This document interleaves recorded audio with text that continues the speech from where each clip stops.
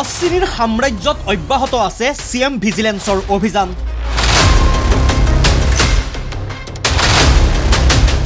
Bank passbook, মাটিৰ নথিপত্ৰৰ পাছত জব্দ দমে দমে মূল্যৱান কাঠ। বন বিভাগ আৰু চিএম ভিজিলেন্সৰ যৌথ অভিযান। ৰেঞ্জাৰ শিৱানী দলেৰ বিৰুদ্ধে চোৰাং কাঠ ব্যৱহাৰৰ সন্দেহ।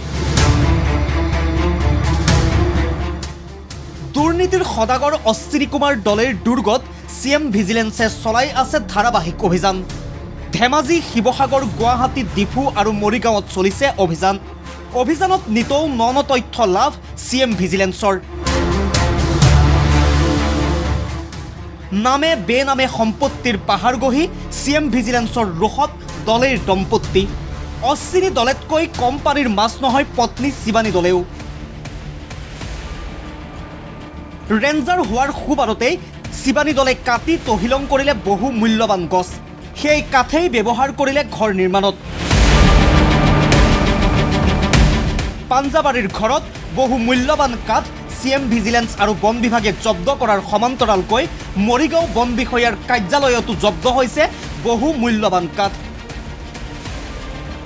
পূৰ্বে চিএম ভিজিলেন্সে চলোৱা অভিযানত জব্দ হৈছিল দম্পতিটোৰ পাহাৰসম সম্পত্তিৰ নথিপত্ৰ।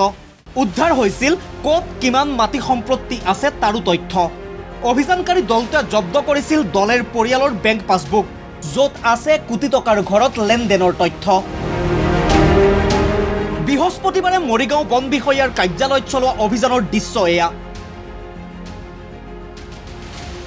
চিএম ভিজিলেন্সৰ লগতে বন বিভাগৰ অভিযানকাৰী দলটোৱেও তন্ন তন্নকৈ পৰীক্ষা কৰিছে কাৰ্যালয়টোৰ চৌহদ। আনকি চেগুন বাৰীলৈ চকু চিএম ভিজিলেন্সৰ বিষয়াৰ। কিমান গছ কটা হৈছে তাৰো নজৰত ৰাখিছে অভিযানকাৰী দলটোৱে।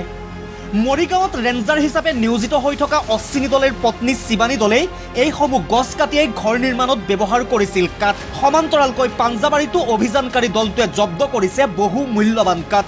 জব্দকৃত কাঠসমূহ চোৰাং কাঠ বুলিয়ে সন্দেহ চিএম ভিজিলেন্স তথা বন বিভাগৰ। আমি ফৰেষ্ট ডিপাৰ্টমেণ্টৰ আমি কিছু কাঠ আমি ইয়াতে পাইছোঁ। তেওঁলোকে আজি গৃহস্থ পোৱা নাই। তেওঁলোকে কিনি অনা ডকুমেণ্টছ যদি আছে তেতিয়াহ'লে এইখিনি চাম, আৰু যদি নাই তেতিয়া এইখিনি আমি মানে ভেলুৱেশ্যন উলিয়াই হিচাপ কৰিম কিমানমান কাঠ ইয়াত ব্যৱহাৰ কৰা হৈছে, কিবা তথ্য এই ধৰণৰ পাইছে নেকি? 2 CM মান হ'ব। পত্নীৰ কাৰ্যকালৰ সময়তে ইয়াত লৈ অহা কাঠ সেইটোতো গম নাপাওঁ কেতিয়া। ইনভেষ্টিগেশ্যন আমি কৰা নাই, আমি কাঠৰ হিচাপবোৰ ফৰেষ্ট ডিপাৰ্টমেণ্টৰ। কিমান কাঠ পালে? Maximum 2 CM। হয়। বুধবাৰেও ডিফুৰ ৰাংপাংবঙৰ এটা নিৰ্মীয়মান ঘৰত চিএম ভিজিলেন্সে চলোৱা অভিযানত জব্দ হৈছিল দমে দমে মূল্যৱান কাঠ। উল্লেখ্য যে এই নিৰ্মীয়মান ঘৰটো নিৰ্মাণ কৰি আছে দ্বিতীয় পত্নীৰ বাবে। পশ্চিম কাৰ্বি আংলঙৰ ৰংখাং ব্লকত বিডিঅ' হৈ থাকোঁতেই 3.5 বিঘা ভূমি ক্ৰয় কৰিছিল অশ্বিনী দলেই। এই ঘৰটো সম্পূৰ্ণ নোহোৱালৈ দ্বিতীয় পত্নী তথা পুত্ৰক মহানগৰীৰ গীতানগৰৰ এইটো এপাৰ্টমেণ্টতেই ভাড়ালৈ দিছে ৰুম। দ্বিতীয় পত্নীৰ ভাড়াঘৰতো চিএম ভিজিলেন্সে চলাইছে ধাৰাবাহিক অভিযান। অভিযানত জব্দ হৈছে বেংকৰ পাছবুক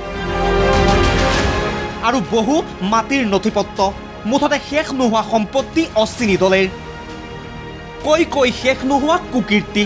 য'ত যেনেদৰেই পাৰে তাতেই গঢ়িছে সম্পত্তিৰ পাহাৰ। কিন্তু ইমানবোৰ সম্পত্তিৰ আয়ৰ উৎস কি আছিল আজিলৈও নোলাল তাৰ উত্তৰ, যাৰ বাবে চিএম ভিজিলেন্সে গ্ৰেপ্তাৰ কৰিবলৈ সাজু হৈছে অশ্বিনী দলে সহ ৰেঞ্জাৰ তথা প্ৰথমা পত্নী শিৱানী দলেক।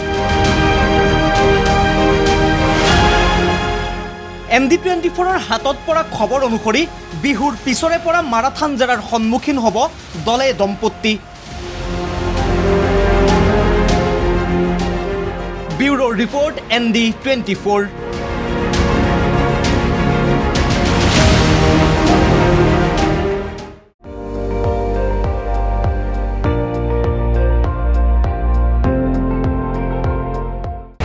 আপুনি চাই আছে ND24, সৰ্বশ্ৰেষ্ঠ নহয় সৰ্বোত্তমৰ দৌৰ।